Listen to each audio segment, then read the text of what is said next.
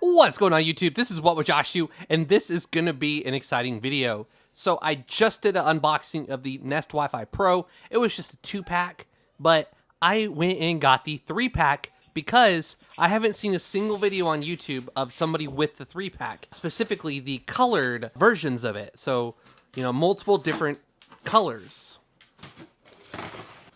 Now, I searched like yesterday or the day before, so there could be one now, but this is the 3-pack. Wow, it doesn't even really fit in my camera frame. It's so big. I had to pull the camera back to get it all to fit in the frame. All right, so we got a white one. We have, I don't even know what that color is, and then kind of like a blue one. 3-pack Wi-Fi 6E. I'm not going to do a setup video because I did that in my main video, which I can link to in the description below. I just basically wanted to be one of the first to cover the multi-pack, which has multiple different colors, and show you how they look and maybe, you know, help you decide if you want to get the 3-pack or not. Up to 6,600 square feet of speeds up to 5.4 gigabits. I just got off work and this package was waiting on me in the living room. So here we are. Oh, look at that.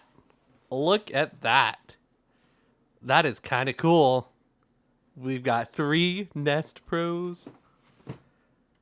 Ooh, the base is even like colored. And then we have this guy, which is very interesting color. I don't know if my camera's going to do it justice. But this one's like all white. And then there's this one.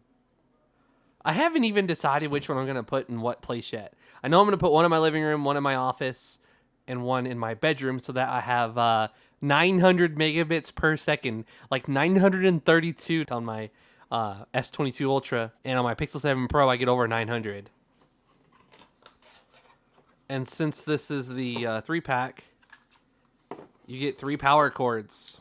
And there's the info on the bottom. These are 22.5 watts each. I hate that they use special barrel plugs. And then you get one Ethernet cable.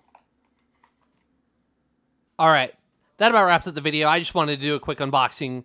Again, I will link to the original if you want to do setup. Setup's very easy. You plug it in.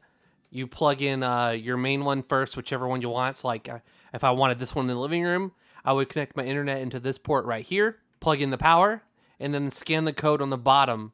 What else I do is I connect this port to my 8 gig switch, and then one of those ports goes to a 100-foot Ethernet cable all the way to the end of my apartment, into the office. And in here I have another 8-port switch, and on that 8-port switch, 2 of these will be connected. So say I put this one in the office, I connect that 8-port switch into the internet globe icon one, and now this becomes a wired backhaul, and I get my full speeds. If you use the mesh system where you only have the main one right here connected to the globe icon on the left, and then you have these 2 talking to it wirelessly, I got about 450 download, which is decent. That's a good speed.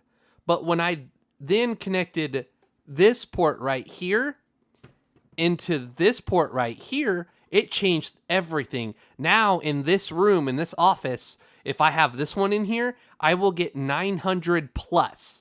So about 900 to 930 down on my mobile devices.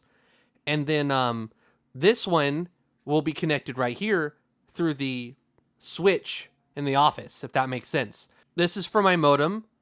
This goes to an 8-port switch. On that 8-port switch is connected this one and this one on the little globe ports.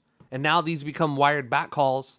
And that's how you'll see the video on my Twitter or my Instagram where I got over 900 megabits per second laying in bed. And my living room is way over here and my bedroom is way over here. Literally the 2 furthest points from my, you know, from these units. But I'm still getting 900 plus in my living room, 900 plus in my office, and 900 plus in my bedroom. This guy connected to my modem and then linked to these 2 guys right here through a wired connection. Some people say that defeats the purpose of having these right here. And I disagree with that because you don't have to have that wired connection. You can use a totally mesh system you're just going to be losing speeds because these two units have to go all the way back to this unit. Wired backhaul is the way to go if you are able to do it. Thank you all very much for watching. This is What Would Josh Do, and I'm out.